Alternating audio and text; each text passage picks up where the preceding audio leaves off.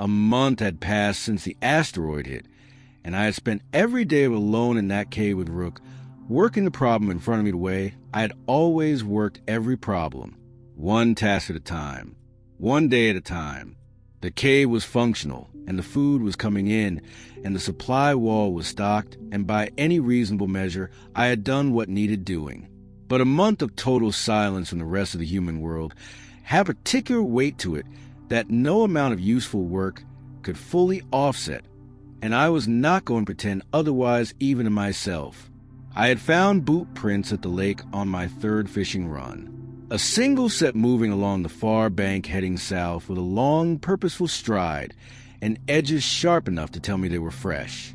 I had filed them the way I filed everything that had no immediate actionable use, and I had kept fishing and gone home. But they stayed in the back of my thinking the way significant things do when you have nothing else competing for space. On a morning when the snare line was light, and the cave was stocked, and I had more time than I had immediate task, I made a decision. I picked up the line of the prints from where I had last seen them at the lake bank, and I followed them. Rook moved ahead of me with his nose working the ash in his body language forward, and interested in a way that told me whatever set was attached to those prints was still present enough to read. The trail moved south in the lake and crossed 2 miles of ash-covered terrain through burned timber and over a low ridge before it dropped into a shallow valley I had not explored on any previous run. I came over the ridge and stopped. At the far end of a long ash-covered driveway sat a monolithic concrete dome home that had no business, still standing in a landscape where everything else had been leveled or burned or both. It was enormous, 60 feet across at least, with a sweeping curved roofline that rose to a peak 2 stories up, and the concrete surface showed heat scorch marks along the south and west faces, but the structure itself was completely intact. Behind it and to the side, I could see a smaller dome set into the ground, and a large Quonset hut-style barn further back on the property, with cattle moving in the fenced pasture beside it. I could hear chickens from somewhere below ground, level near the smaller dome. Rook sat down at my heel without being asked, and I stood at the top of the driveway and looked at all of it for a long moment. Someone had built this place with a specific kind of intention, and that intention was paying off in a world that had taken everything built with less seriousness and turned it to ash. She appeared at the entrance of the dome before I had taken 3 steps down the driveway. Mid-30s. Practical clothing coated in the same gray ash dust that covered everything on this landscape. A large dog at her side and 2 cats at her feet, and an expression on her face that was not afraid and was not surprised, and was something I did not have an immediate word for. She looked at me the way a person looks at something they had stopped letting themselves expect. I raised one hand with my palm out, and she held her position, and we looked at each other across the length of that ash-covered driveway for several seconds. Then she nodded once and said, "Come on then," and turned and walked back inside. And I looked at Rook, and he looked at me, and we went up the driveway and through the entrance and into the dome. Her name was Mara. She told me that while she was already pouring 2 cups of coffee from a pot on the propane range, as if she had been expecting company, and had simply not known when it would arrive. I told her my name, and she nodded, and set a cup in front of me, and leaned against the counter, and looked at me with a direct assessment of a person who has been alone long enough to not waste time on anything that does not matter.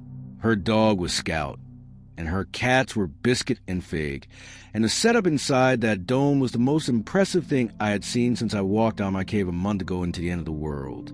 The interior was organized and functional, with a pantry that was clearly deep and a utility room visible through an open door that had a freeze dryer and chest freezers and shelving stacked with sealed Mylar bags.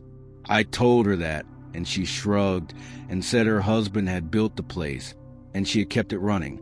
I asked about the husband, and she said he had died the year before the event, and she had been running it alone since then. I did not push further, and she did not offer more, and we moved on. She asked me how I had survived, and I told her about the cave and the backpacking trip, and the night the sky lit up in the shock wave and the months of work that had followed. She listened without interrupting, which is rarer than people think. When I finished, she was quiet for a moment, and then she asked how I had stayed so calm through all of it, how I had kept the thinking ordered when everything around me was disorder. I told her the truth, that I had spent years in the Navy before I left, and that the particular kind of training that comes with that work had a way of going in deep enough that it ran automatically when the situation required it. I did not elaborate, and she did not ask me to, and we moved on from it the way two practical people move on from things that have been said and understood and do not need further examination. She took me through the property after we finished the coffee. The chicken coop underground with its 23 surviving birds, the garage with its inventory of equipment and supplies, and its diagram still tacked above the workbench, the cattle in the east pasture that she had herded 2 miles home from a Quonset hut barn on a neighboring property, the solar array and wind generators she had installed alone on the dome surface, the freeze dryer running protein preservation for her animals and herself. I walked through all of it, and I did not perform being impressed because I genuinely was. This was not a person who had stumbled through the event and gotten lucky. This was a person who had known exactly what to do at every stage because she had been learning the relevant skills for years alongside a man who had built the infrastructure to support them. I told her that. She looked at me for a moment and said most people who come out here assume they would have done it better. I told her I could not imagine doing it better. She almost smiled at that. We talked until the light outside was fading, and I realized I had been there for most of the day without either of us running out of things worth saying. That had not happened to me in a long time, even before the world ended. I told her I would come back in the morning, and she said she figured I would, and I took Rook and walked the 2 miles back to the cave in the ash-colored dusk and sat at the entrance with the fire going and thought about the dome home at the end of that driveway and the woman who had kept it running and everything she had built out of the wreckage of what should have been an unsurvivable situation. The silence of the cave felt different that night than it had the night before. Not lighter exactly, just different. I thought about the cattle specifically on that walk back. 2 miles through ash-covered terrain alone with one dog, moving a herd of 17 animals. She had no prior claim to because they were alive, and she had the land and the feed to sustain them. That is not a decision that comes from desperation. That is a decision that comes from competence and clarity about what the situation required and the physical capability to execute it. I had been doing my own version of that kind of thinking for a month in the cave, and I recognized it when I saw it in someone else. She was running a complete food system. Fresh eggs daily from the surviving flock. Fresh milk from the dairy herd she had brought home and established on recovering pasture.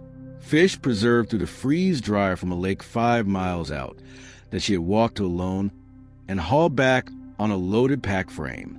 Garden beds planted and coming up with seed stock her husband had stored specifically for this kind of situation. Every layer of that system was her work and her decision and her execution, and none of it had required anyone else. What it had required was years of learning a specific set of skills from a man who had understood what those skills were for and had made sure the person beside him understood them too. I had spent my time in the cave thinking of survival as a solo problem because solo was the only option I had. Walking through her property had recalibrated something in that thinking. Two capable people with complementary skills and different strengths working adjacent problems was not the same as one capable person working all the problems alone. The math of it was obvious once I was standing inside the evidence of what she had built, and I was surprised I had not done the math sooner. I also thought about the greenhouse framing she had shown me in the garage on the way out, still in its flat-packed boxes against the back wall, exactly where her husband had left it. She had walked me past without stopping and said that one needs two people and kept walking. The way she said it was not complaint and was not resignation. It was simply the accurate statement of a constraint she had accepted and filed and moved past because there was no point spending energy on what could not be done alone. I had spent enough time working alone in the cave to know exactly what that kind of acceptance looks like and costs. I filed that detail the same way I had filed the boot prints at the lake, with the understanding that it would become relevant when the time was right. Rook settled at the back of the cave that night faster than he usually did, which told me the day had used him well. Good long days of real engagement always settle him quicker than the cave routine did on its own. I sat at the entrance with the fire banked low and looked out at the ash field and the burned ridge line and the hazy sky above it, and thought about the fact that 2 miles from where I was sitting a woman was doing the evening checks on a functioning homestead that included a dairy herd and a laying flock, and a freeze dryer full of fish and a garden coming in through the ash. 1 month into the end of the world, and she had built more than I had, and she had done it with heavier constraints and a longer list of problems to solve, and she had not stopped moving through any of it. I intended to be back at that driveway before she had finished the morning milking. I was back at the driveway the next morning before she had finished the milking the way I had told myself I would be. I had packed a load from my cave stores before I left. 6 freeze-dried fish portions in sealed mylar. 2 rabbits I had processed and smoked the previous week. A coil of paracord. A hand saw for my salvage pile that was in better condition than anything I had seen in her garage. I did not know yet what the shape of this arrangement was going to be, and I was not going to show up to figure that out empty-handed. She was coming out of the coop hatch when I reached the property, and she looked at the pack I was carrying and then at me and said, "You did not have to do that." I told her I knew that. She took the fish and the rabbits and the paracord and left the handsaw on the porch rail, and went inside and came back with a cloth bag that held around a hard cheese, a jar of butter, and a dozen eggs packed in ash to cushion them. She set it on the rail beside the saw and said, "That is what I have to offer right now." I told her that was more than fair, and I meant it. Fresh dairy and eggs were things my cave setup could not produce, and the nutritional gap they filled was real. We stood there for a moment on either side of what we had each brought, and I think we both understood at the same time that we had just agreed to something without using the word agreement. She poured coffee, and we sat at the kitchen table and talked through what each of us had and what each of us needed. And it was the most practical conversation I had in years. No performance, no positioning. Just 2 people with complementary resources doing honest math about what made sense. She had the homestead infrastructure, the dome, the coop, the cattle, the freeze dryer and the preservation equipment, the garden beds and the seed stock. What she lacked was a second set of hands for the tasks that required them.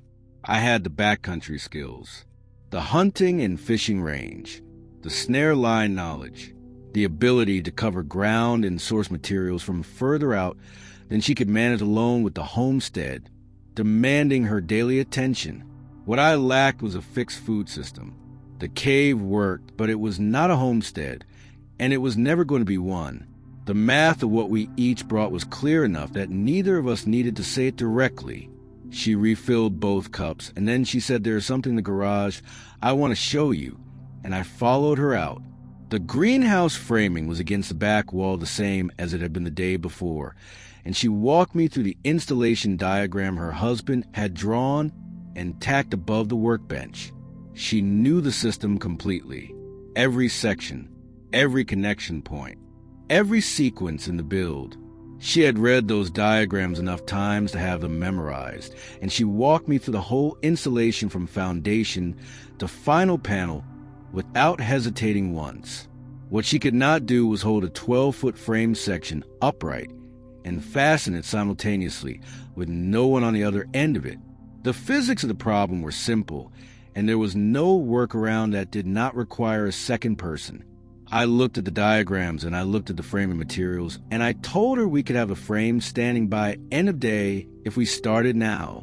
She looked at me for a moment and said, "You sure about that?" I told her I had built things in worse conditions with less to work with. She almost said something and then did not, and instead pulled on her work gloves, and we got started. The frame sections were heavy and the curved polycarbonate panels required careful handling, but the system her husband had designed was logical and well-engineered, and with 2 people to build sequence he had laid out in the diagrams moved exactly the way it was supposed to move. I deferred to her on every decision. She knew the design, and I did not, and that was the correct division of authority for the day. When I had a structural thought, I said it once and let her decide what to do with it. At one point, I suggested doubling the corner bracket, fastening on the north face, because the prevailing wind on that side of the dome would put more lateral load on those joints than the diagram had accounted for. She looked at the corner and looked at the wind direction and said, "Do it," and handed me the hardware, and we moved on. That was the whole of how we worked together that day. She led, and I contributed where I had something worth contributing and stayed out of the way the rest of the time. By late afternoon, the frame was standing and the panels were going on, and by the time the light started dropping, the greenhouse was enclosed and sealed and functional. We stood outside in the ash and looked at it for a moment. She said her husband had planned to put it up 3 summers ago. I did not say anything to that because there was nothing useful to say, and she did not seem to want a response. She just wanted to say it. We went inside and she started on dinner and put me to work chopping vegetables, and we ate at the kitchen table while Scout and Rook settled on opposite sides of the room and took stock of each other in the careful way that dogs do when they're deciding whether to extend trust. After dinner, she showed me the pressure canning setup in the pantry and walked me through the process from start to finish. I had never pressure canned anything in my life. The cave had given me smoke and freeze drying and cold storage, but not this. She ran through it without condescension and without simplifying it beyond what it actually was. And I paid attention the way I pay attention to anything that is going to keep me alive. The next morning, I took her to the creek below the ridge that ran along the eastern edge of the ash field and showed her how I ran the snare line, wire gauge and loop sizing and placement relative to the track patterns in the ash and the timing of the check rotation, so that nothing sat too long. She watched once and asked 2 questions, and I knew from the questions that she had understood everything I had shown her. We checked the line together on the way back and had 3 rabbits, and she processed 2 of them at the creek site without being shown how. She had done it before. She just had not had the snare methodology to produce consistent results. On the 3rd day, she came back from her morning walk along the southern fence line and found me at the garage workbench. She said she had found something I needed to see. I followed her to a section of burned timber along the southeast corner of the property, where a hollow in the base of a large dead oak had survived the event intact below ground level. She had heard it before she saw it. The low, steady hum of a colony that had sealed itself into the hollow during the blast and ridden out the event in the dark with the queen at the center of the cluster. Bees. A full colony alive and already beginning to orient to the changed landscape around them. She said her husband had 2 hive boxes in the garage and all the equipment to go with them. She said she had read every book he had on colony management, but had never actually transferred a wild colony before. I told her I had done it once years ago and remembered enough of the sequence to be useful if she led the process. She went and got the equipment, and we suited up, and she led the transfer with the calm, steady movements that a colony requires, and I supported where she needed support, and by the end of the afternoon the colony was established in the hive box and oriented to its new location, and already working to recover wildflowers that were pushing up through the ash along the property edge. She looked at the hive for a moment and said that solves the pollination problem. I told her it did, and it would give them honey by the following summer if the colony established well. She nodded and picked up the equipment and carried it back to the garage, and I watched her go and thought that I had not met many people in my life who approached a new and difficult thing with that particular combination of knowledge and calm. The days that followed settled into a shape that made sense for both of us without much discussion. I came to the homestead each morning and worked whatever the day required. Heavy lifting, fence maintenance, the tasks that needed a second person, or more physical output than one person could sustain indefinitely. In the afternoons, I ran my own range. The snare line, the fishing rotation, the scavenging runs that continued to produce useful materials from the debris field. We compared notes at the end of each day on what had been produced and what each side of the operation needed next. Rook and Scout were working out their own arrangement alongside all of this. Scout had the homestead territory and Rook was a newcomer, and the negotiation between them was conducted entirely without noise or incident over the course of about 4 days. By the end of that period, they were running the pasture perimeter together in the mornings as if they had always done it, and the herd responded to them as a unit the way a well-managed herd responds to dogs it has learned to read as consistent. 2 dogs working the same ground is a more complete coverage than 1 dog working alone, and the cattle settled to a calmer baseline. Once that coverage was established, the cheese-making lesson came on a rainy afternoon when neither of us could work outside, and she walked me through the full process from the milk to the finished round, cultures and temperatures and pressing times, and the wax sealing method that let the rounds keep for months without refrigeration.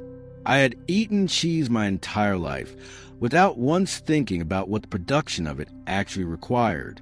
She knew every stage of it with the fluency of someone who had done it enough times that the knowledge lived in her hands, and not just in her head. I watched and I helped where she directed me, and I came away from that afternoon with a skill set I had not owned that morning. She said her husband had learned it the same way, watching and then doing until the doing was automatic.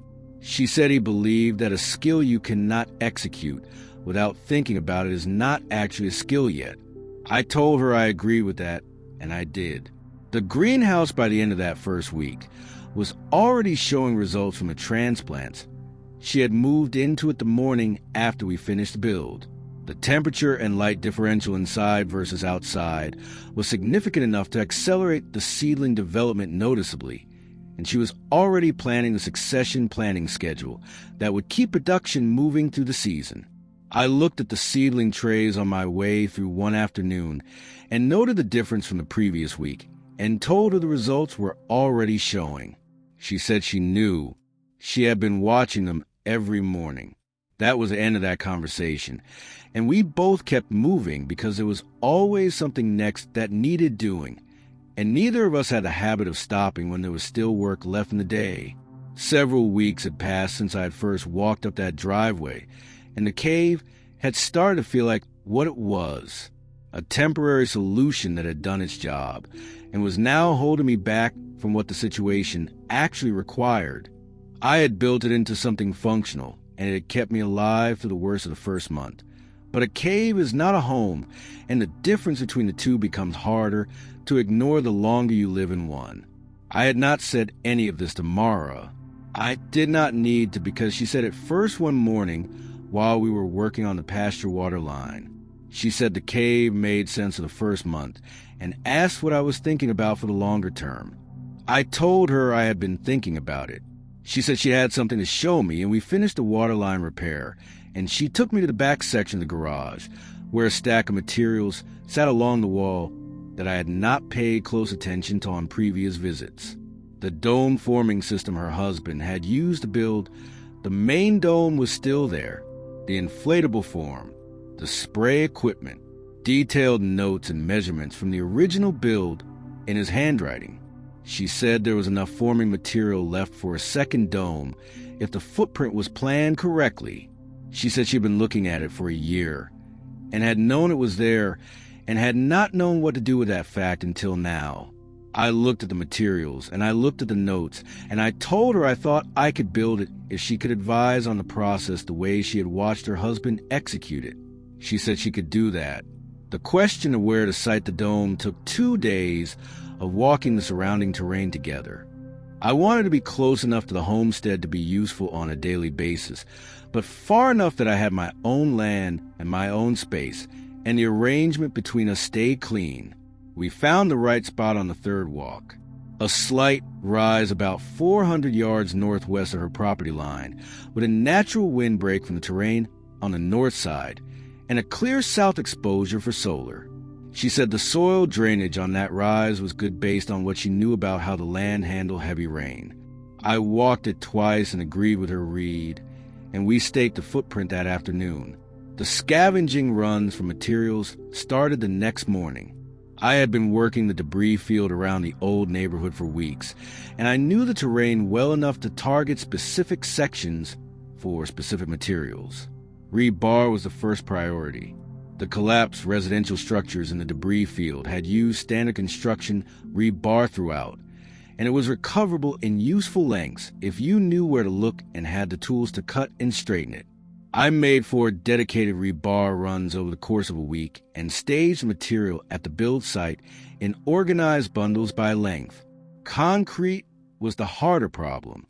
Bagged concrete in the debris field was largely compromised by moisture exposure and heat damage, and I went through a lot of it before I found sections that had been sealed well enough to still be usable.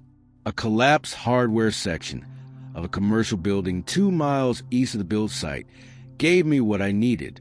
A pallet of bagged concrete mixed sealed in heavy plastic sheeting that had survived under a section of collapsed roofing that had protected it from the worst of the event. I moved it to the build site over 3 days using the hand cart and staked a tarp over it to keep the weather off until I was ready to use it. Mara came to the build site on the 4th day and walked the stake footprint and looked at the rebar bundles and the concrete supply and said it looked like enough to get started. I asked her what her husband had done first. She said he poured a foundation slab before he inflated the form, and that the slab had to cure fully before anything went on top of it. She walked me through the slab pour process using his notes and her memory of watching him do it, and I listened the way I had listened to everything she had taught me since the first week. We poured the foundation slab over 2 days working in sections and keeping the mix consistent. She mixed and I placed, and we worked the surface smooth before it set, and then covered it and let it cure. The river diversion came up on the evening of the 2nd pour day while we were cleaning the tools at the edge of the build site. I had been looking at the dry channel that ran along the northeast side of the property for several weeks.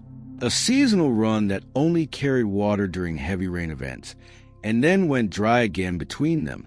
The grade of the channel was right, and the distance to a more consistent uphill water source was manageable if you were willing to dig for it. I told Mara what I was thinking, and she walked to the edge of the channel and looked at it for a long time. She knew that land better than I did, and I waited while she read it. She said there was a spring-fed seep about 300 yards uphill on the northeast face that always runs steady regardless of rainfall. She said her husband had looked at it once and said it was not enough volume on its own, but that it could anchor a diverted system if the channel was deepened and lined correctly. I told her that was exactly what I had been thinking. She looked at me and said he would have liked you, and then walked back to the tools and kept cleaning. And I did not say anything to that because there was not a response that would have been adequate. The flower seeds came up 2 days later.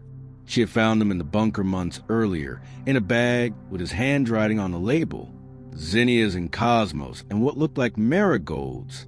She had been carrying that bag around in her thinking since she found it, and on a morning when the garden work was light, she took them out and planted them along the eastern edge of the garden beds where they would catch the morning light and be visible from the build site when my dome was finished.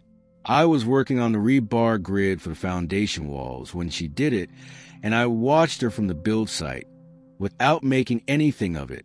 She pressed each seed into the soil with the same careful attention she gave everything on the property, and then she stood up and brushed her hands on her work pants and went back to the greenhouse without looking over at me. I went back to the rebar grid. By the end of the 3rd week, the foundation was cured and the form was inflated over it, and the first concrete work was beginning. The dome was becoming real. Rook had taken to sleeping at the build site on the nights. I stayed late working, and Scout had started coming over from the homestead in the afternoons to check on the progress in the way that working dogs check on things they had decided are within their responsibility. The 2 of them together at the edge of the site at the end of a long day had become a regular enough sight that I had stopped noticing it, which meant it had become normal, and normal was exactly what we were all building toward. The river diversion planning became its own project, running alongside the dome build during those weeks. I walked the full length of the dry channel from the spring seep downhill to where it flattened out near the eastern boundary of the property, and I took notes on the grade changes and the soil composition, and the sections that would need lining to prevent seepage loss. Mara walked it with me twice, and each time she added detail from her years of knowing the land that I would not have found on my own, where the ground went soft after a heavy rain, where the bedrock was close enough to the surface to give the channel a natural solid base, where the old drainage patterns had run before the event, and where they might want to run again now that the surface landscape had changed. Between the two of us, we mapped a route for the permanent channel that used the terrain rather than fighting it, and identified the connection point to the spring seep that would give the system its consistent year-round volume. The digging was going to be substantial, and it was going to happen in stages alongside the dome construction rather than all at once. I was not concerned about the timeline. The channel did not need to be finished before the dome, and the dome did not need to be finished before the channel, and both of them would be done when they were done. What mattered was that the planning was solid, and the direction was right, and both of those things were true. We had also talked through the fish run potential for the permanent stream. Once it was flowing, a year-round cold water channel of the right volume and gradient could support a salmon and trout run if the stocking was done correctly. The lake 5 miles out had a healthy population of both species, and transferring young fish to the stream to establish a local run was a project we were both interested in for different but compatible reasons. Mar was thinking about a reliable protein source closer to the property than the lake. I was thinking about the hatchery potential and what a properly managed fish population in a controlled stream could produce over multiple seasons. We agreed that the stream had to be flowing and stable before any stocking made sense, and that the stocking itself would be a project for the following spring once we understood the flow characteristics of the new channel through a full season. That conversation happened over dinner at her kitchen table on an evening when the work had gone well and neither of us wanted to stop talking about what we were building. Scout was under the table, and Rook was at the door, and the food was from the homestead, and the planning on the table in front of us had the quality of something that was genuinely going to happen rather than something we were only considering. I walked back to the cave that night later than I usually did, and I thought about the fact that 6 weeks ago I had been sitting at the same cave entrance alone with nothing ahead of me except the work of keeping myself alive one day at a time.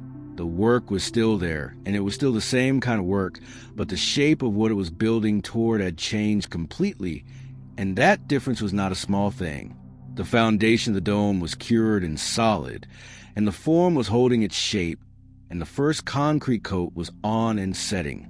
The river channel planning was complete, and the digging would start in the next few days.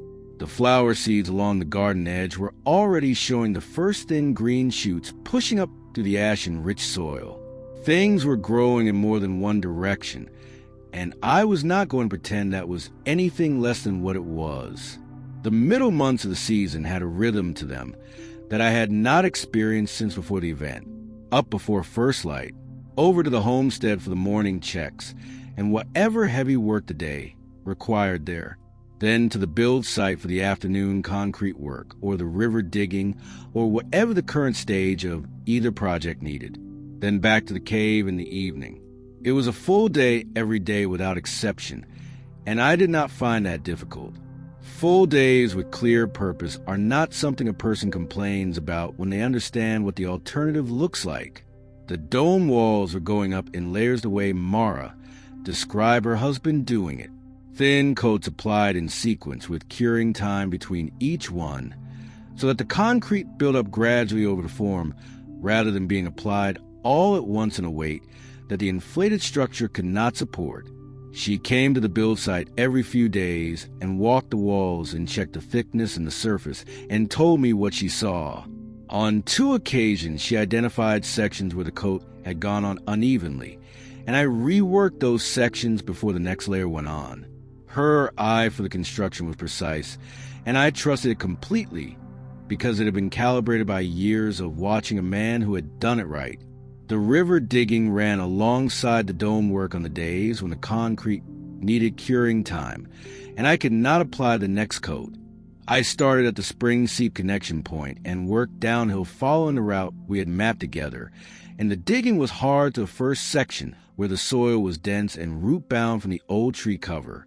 The burned root systems had left a network of voids in the soil that I had to account for, as I wanted to keep the channel grade consistent and prevent sections that would pond rather than flow. Mara walked the channel every few days the same way she walked the dome walls, and she flagged 2 sections where the grade had drifted, and I corrected them before I continued. She had a good eye for water movement on land she had walked for years, and I was not too proud to use it. The connection to the spring seep happened on a morning in the middle of the 4th week of digging, when I broke through the last section of soil between the channel head and the seep basin, and the water found a new channel and started moving, slowly at first, a thin sheet moving over the shaped soil of the channel bed and following the grade we had cut. I walked back to the homestead and got Mara, and she walked the full length of the new channel with me, and we watched the water moving through each section, and she pointed out 2 places where the flow was finding a lateral path that needed a small berm to redirect it back into the main channel. I built the berms that afternoon, and the next morning the channel was running clean from the spring seep all the way to the flat section at the eastern boundary of the property. Not a river. Not yet. And maybe never in the full sense of the word, but a permanent flowing stream where there had been a dry seasonal channel. And the difference between those 2 things was the difference between a water source you could plan around and one you could not. We walked the full length of it together that morning, and neither of us said much. The work had produced what we had planned it to produce, and that was sufficient. The fish run conversation came back up that evening, and this time it had more specifics behind it, because now we had an actual channel to talk about rather than a plan for one. We discussed the stocking approach and the timing and the section of the channel that had the right depth and flow rate for the fish to hold in, and Mara pulled out a notebook and started writing down what we agreed on for the spring project. Her husband's handwriting was on the first several pages of that notebook, and hers started where it had stopped, and I noticed that but did not say anything about it. The greenhouse was at peak production through the middle of the season, and feeding both of us through the main harvest window in a way that reduced the pressure on the stored supplies significantly. She had the succession planting running smoothly enough that something was always coming in from one section of the greenhouse, while another section was being prepared for the next planting. The bee colony had established well, and the hive was active, and the pollination it was providing to both the greenhouse and the open garden beds was visible in the fruit set on every flowering crop. The cattle were grazing the recovered pastures on a full rotation now, with the alfalfa supplementation phased down to minimal as the grass came in. The flock was at consistent peak production, and the egg preservation crocks in the cold room were full and starting a second row. The homestead was running at a level of output that would have been impressive before the event and was remarkable after it. I told Mara that one afternoon when we were finishing the evening milking side by side, and she said she was just running the system her husband built. I told her that running a system well is its own skill, and not everyone has it. She handed me a full milk pail and told me to stop talking and carry that inside, and I did. Rook and Scout had long since stopped being 2 dogs negotiating territory and had become 2 dogs working the same ground as a unit.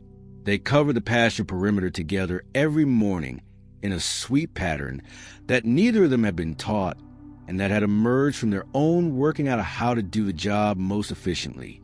The cattle responded to them as a pair, and the herd management was smoother than it had been when Scout was working the pasture alone. 2 dogs working together is a qualitatively different thing from 1 dog working alone, and watching them cover ground together had become one of the more reliable pleasures of the long working days. The flower seeds Mara had planted in part 3 were in full color by the middle of the season. Zinnias in orange and red, and yellow running along the eastern garden edge, and cosmos in pink, and white above them, and the marigolds at the base of the row in deep gold.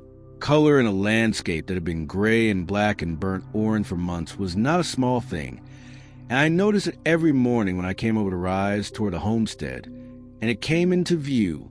I did not say anything about it to Mara, because she already knew.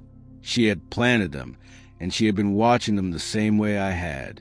By the end of the 4th month, the dome walls were at full thickness, and the structural concrete was complete, and the form had been deflated and removed. The dome stood on its own for the first time, and I walked around outside of it and ran my hand along the wall the way Mara had described her husband running his hand along the main dome wall on the day it was finished. The concrete was solid, and the curve was clean, and the structure had the same quality of permanence that her dome had, built to outlast the circumstances that had made building it necessary. The interior work was next. The mechanical systems, the electrical connection to the small solar array I had planned for the south face, the water line from the new permanent stream, the wood stove installation that would handle the heating. The end of the build was close, and both of us knew it. The evenings had developed their own shape over the season. I stopped at the homestead most evenings, and we ate and talked through what the next day needed. The conversations were practical and easy in a way that conversations between people who have been working alongside each other for months become easy. She had a way of asking questions that told me she had already thought through most of the answer and was asking to see if I had gotten there by the same route. When I had, she would nod and move on. When I had not, she would lay out her thinking, and I would tell her where it changed mine, and we would adjust from there. That was the whole of how the planning worked between us. And it worked well. I had spent years in environments where the planning process was either dictated from above or argued over by people protecting positions, and working with someone who just wanted to get to the right answer by the most direct route available was something I had not taken for granted since I left the service. The solar array for the new dome was a smaller system than hers, but sized correctly for the load I was planning to run. 6 panels on the south face with a battery bank that would carry overnight load without drawing down to concerning levels. Mara helped me spec the system using the electrical diagrams her husband had left and her own experience running the expanded array she had installed after the event. She knew the load calculations and the battery sizing and the wiring sequences, and she walked me through each stage the same way she had walked me through the dome construction. I ordered the components from my salvage inventory, and what I could not source from salvage, I found on a longer run that took me further into the debris field than I had gone since the early weeks after the event. The further sections of the debris field had a different character from the sections closer to the old neighborhood. More commercial buildings and more industrial materials, and the kind of salvage that required more work to extract but produce higher value components when you got to them. I found everything I needed for the electrical system over 3 dedicated runs, and staged it at the build site alongside the plumbing materials I've been accumulating for the water line connection to the new stream. The water line run from the stream to the dome site was a half-day project once I had the pipe and the fittings, and I ran on a morning when the concrete work was curing and I could not advance the interior work. Fresh running water to the build site changed the quality of the working days there immediately. No more carrying water from the cave in the mornings. No more rationing what I had on site through the afternoon. The stream was producing and the line was connected, and the pressure was good, and that was another problem that had been solved and filed and would not need to be thought about again. The friendship between us had the quality by the end of the 4th month of something that had been tested by real work over real time and had held up under both.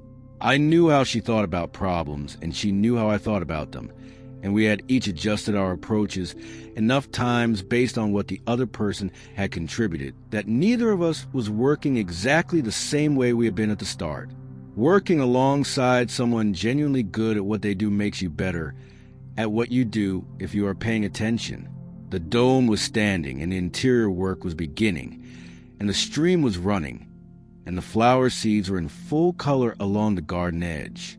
The season was moving toward its second half, and the build was moving toward its end, and both of those things felt like the right things to be moving toward. The dome interior was coming together through the 5th month, and the end of the build was close enough that I could see the finished thing in my head when I stood inside the shell and looked at what remained. The wood stove was in, and the flue was run, and I had tested the draw on a small fire, and it pulled clean. The electrical panel was wired, and the solar array on the south face was connected and producing current. The water line from the stream was plumbed to the sink, and the pressure was good. The sleeping platform was built, and the storage shelving was up along the east wall. What remained was finished work. The kind of work that makes a space livable rather than merely functional, and that takes longer than you expect because the details accumulate. I was working on the interior wall ceiling on a Tuesday morning when Rook lifted his head from where he was lying at the base of the doorframe and looked toward the homestead, not an alarm posture, something more considered than that. He held the look for several seconds and then stood up, and his ears went forward, and I set down the brush and came to the door and looked in the direction he was reading. A man was coming up the driveway toward Mara's dome. I did not know him, and I had never seen him before, and none of that was what made me stop and watch rather than going back to my work. What made me stop was the way he was moving. His head was tracking left and right across the property as he walked in a pattern that was not wonder and was not admiration. His eyes were moving over the cattle in the pasture, and the coop entrance and the garage, and the supply structures the way a person moves their eyes over things they are calculating the value of. He was not looking at what she had built. He was looking at what he might be able to take. I had seen that look before in environments a lot more dangerous than this one, and I recognized it immediately and completely. I moved to a position on the build site that gave me a clear line of sight to the homestead entrance without putting me in the open, and I told Rook to stay, and he dropped into a low watch without a sound. Mara came out of the dome to meet the man before he reached the entrance. She had heard him coming the way she heard everything on the property. She stood in the entrance with Scout beside her, and she was reading him the same way I was reading him from the build site. I could see it in how she positioned herself. Weight forward, feet set, Scout close and not moving. She had assessed him and reached a conclusion, and was managing the interaction from a position of readiness that the man was probably not reading correctly because it did not look like readiness from the outside if you did not know what to look for. I knew what to look for. The man talked. She listened with her arms loose at her sides and her eyes steady on him, and she gave him short responses that I could not hear from the build site, but could read the length of from her posture. She was not giving him anything. Not food, not information, not access to the property behind her. He shifted his weight twice during the conversation, and both times his eyes moved off her face and onto something behind her, and both times she stepped slightly to block the sight line, without making it obvious that was what she was doing. The conversation had gone on for about 4 minutes when the man stepped forward, not aggressive in a way that announced itself, just a step that closed the distance between them by 2 feet and changed the geometry of the interaction in a way that was meant to be pressure rather than movement. Mara screamed, not in fear. The kind of sound a person makes at the start of a trained physical response, when everything commits at once. I was already moving before the sound finished. 200 yards of ash covered ground between the build site and the homestead entrance, and I covered it without thinking about the distance because there was nothing to think about. I came around the corner of the dome and stopped. The man was face down in the ash in front of the entrance with his right arm pulled up behind his back at an angle that told me exactly how much leverage she had on the joint and how little movement he had available to him. Mara was on one knee in the ash beside him with her weight distributed in a way that used physics rather than strength to hold a position. Hapkido, A joint lock discipline that does not require size or strength to be effective because it works with the mechanics of the human body rather than against them. The man outweighed her by a significant margin, and it did not matter at all. She looked up at me and her breathing was controlled, and her expression was the same expression she had for everything that required her full attention on this property, focused and present, and not particularly interested in how it looked.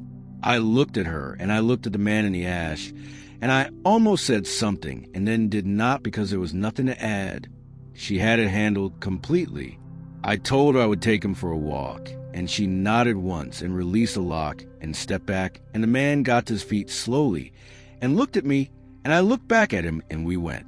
I will not say where we walked to or what was said on that walk or what the end of it looked like. What I will say is that I came back to the homestead alone, and I told Mara the man would not be returning, and she looked at me for a moment and then nodded and said she figured and went back inside to start dinner. I stood outside for a moment, and then I followed her in and washed my hands at the sink and sat down at the table, and Scout came and put his head on my knee, and I put my hand on him, and we sat there while she cooked, and neither of us said anything about what had happened. The dome was finished on the last day of that month. I put the final coat of interior sealer on the east wall, and cleaned the brush, and stood in the center of the space, and looked at what 4 months of work had produced. A home. Concrete walls 2 feet thick over a steel frame on a foundation that was not going anywhere. A wood stove in the corner with fuel enough to last years from the burned timber across the landscape. A solar array on the south face. Running water from the permanent stream. Storage enough for a serious supply. It was not as large as Mara's dome, and it did not need to be. It was sized for 1 person and 1 dog, and it was built to outlast anything the landscape was likely to throw at it, and those 2 things were all it needed to be. I walked back to the homestead and told Mara it was finished, and she said good, and handed me a cup of coffee, and we stood on the porch and looked out at the property in the late afternoon light, and did not need to say anything else about it.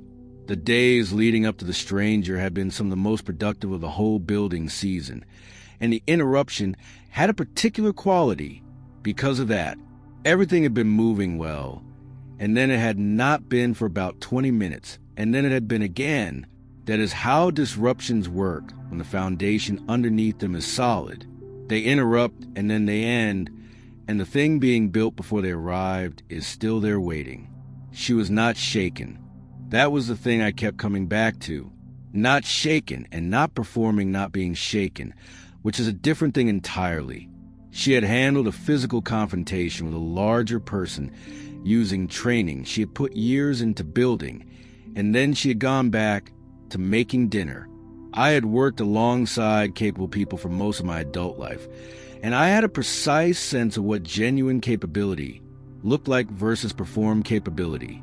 What she had shown in front of that dome entrance was a genuine article, and she already knew it without me saying so. The Hapkido had been part of her life long before the event, the same way the homesteading had been. Both built over years for reasons that had nothing to do with an asteroid. Both paying off in a world where the asteroid had happened anyway. That is what real preparation looks like. It does not look like anything until the moment it looks like everything. The dome interior in the final days of the build had a quality that came from having built the thing yourself with your own hands. I knew that dome from the inside out the way you only know a thing you have made yourself. Rook had been sleeping in it for the last 2 weeks of the build and had settled into the space with the ease of a dog who had decided where he belonged before the building was finished. Scout came over from the homestead on the morning. I finished the final coat and walked the interior once and came back out and sat down and looked at me, and I told him it would do. Mara came over that afternoon and walked through it the way she walked through everything on the property, checking the stove drawer and the electrical panel and the water pressure and the storage and the wall ceiling. She said it was solid work, and that was a complete version of the compliment, and I took it as such. She walked outside and looked at the south face solar array and then at the stream running to the channel below, and then at the homestead 400 yards to the southeast, placing the new dome in the landscape the way she placed every element of the homestead. She said it was a good site. I told her I had helped picking it. She said she knew and walked back down the rise, and I stood at the entrance of my new home and watched her go. The stranger had reminded both of us in the most direct way possible that the world outside the property was not empty and was not always going to send people who arrived with something worth exchanging. That fact had always been true, and we had both known it was true, and neither of us had needed to say it before, because saying it would not have changed how either of us operated. We operated carefully regardless. We had both been operating carefully since before we met. But the afternoon of the stranger had made the fact concrete in a way that the abstract knowledge of it had not, and I spent some time that evening thinking through security setup on a new dome and on the homestead, and making a mental list of improvements that were worth the time they would take. Heavier door hardware on the dome entrance, a better sight line from the build site to the homestead driveway, a signal between the two properties that could be used without shouting across 400 yards of open ground. I brought the list to Mara the next morning, and she had her own list, and we combined them and worked through priorities together the way we worked through everything, quietly and practically, and without spending more time on it than the situation required. Autumn came in the way it always does in this part of the country, not all at once, but in degrees. The light changed first. The flat, washed-out quality that the debris layer had given the sky through the spring and summer months began to shift towards something with more warmth in it as the atmosphere continued its slow recovery. The days shortened and the temperature at night dropped toward freezing in the last weeks of season, and both of us felt the change in the air and responded to it the way people who live close to the land respond to seasonal shifts, by turning toward the work that the coming cold required. The wood stove in my dome was the first priority. I had installed it during the interior work in the 5th month, but I had not yet sourced the full fuel supply I would need to run it through the winter. The burned timber across the landscape was the obvious source, and it was abundant in a way that would not be true in a normal year. The event had produced more standing dead timber than either of us would burn through in many winters, and the charcoal-rich quality of the burn would mean it burned hot and long with less volume than greenwood required. I spent 4 days cutting and splitting and stacking against the exterior of the dome on the north face, where the stack would be sheltered from the prevailing weather and accessible without going far from the entrance. Mara came over on the 2nd day and looked at the stack and said, "I needed more than that."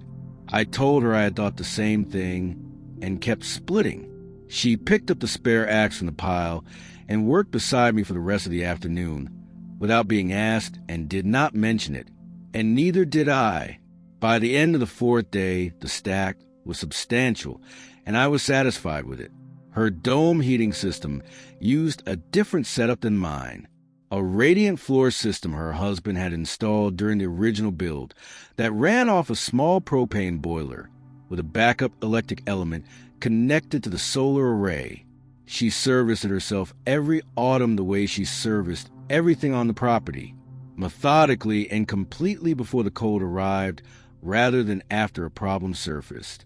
I helped her bleed the lines and check the boiler pressure and test the thermostat response, and she walked me through each step of the service process the way she had walked me through every system on the property since the first week.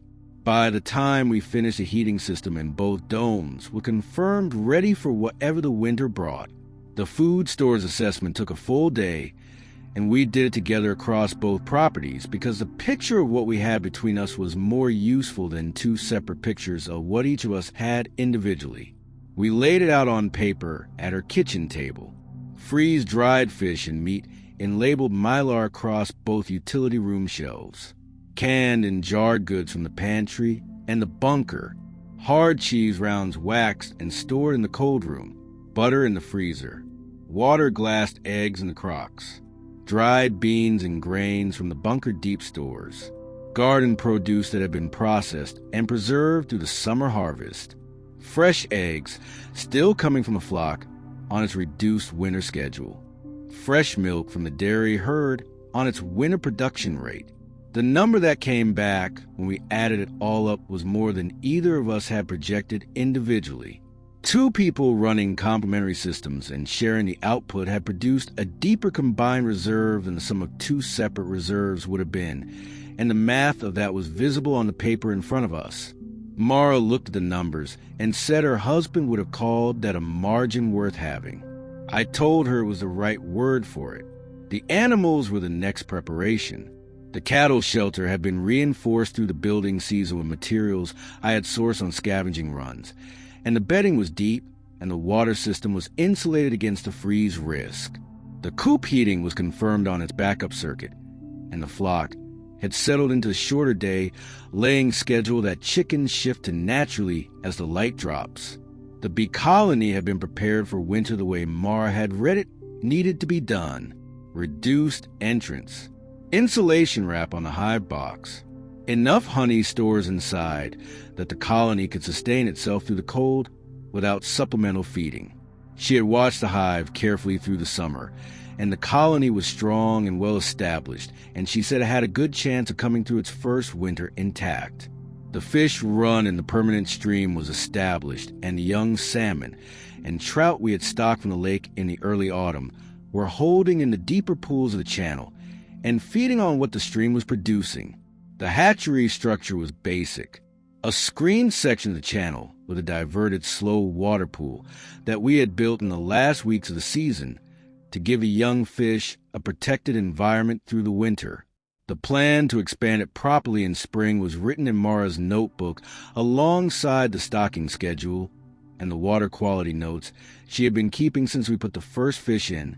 Rook and Scout spent the first cold evening together at the entrance of my dome, the way they had been spending evenings together for months, but with the particular quality that comes when the temperature drops and two animals who have been working hard all day settle into the warmth of a sheltered space.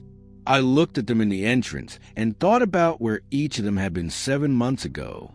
Rook pressed against me in the dark of the cave, waiting for morning in a world that had just ended. Scout beside a woman who had been alone on a homestead for a year before the world ended, and alone in a different way after it.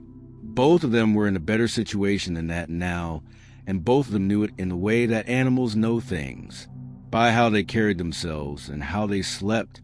The scavenging runs I had been making since the first week after the event had produced one final significant find in the last days of the season. A cast iron Dutch oven buried under ash in a collapsed kitchen 2 miles east that cleaned up to a condition better than anything I brought back from the debris field before. I carried it back to the dome and set it on top of the wood stove, and it sat there with particular weight and permanence of a thing that was going to be useful for a very long time.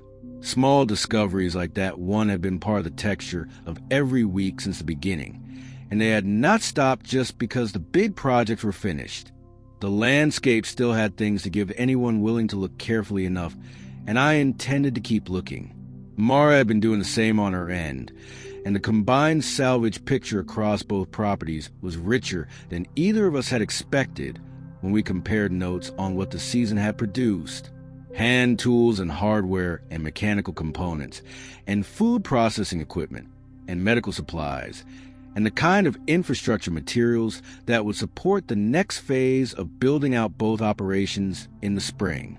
We had talked through the spring plans in the evenings through the last weeks of autumn.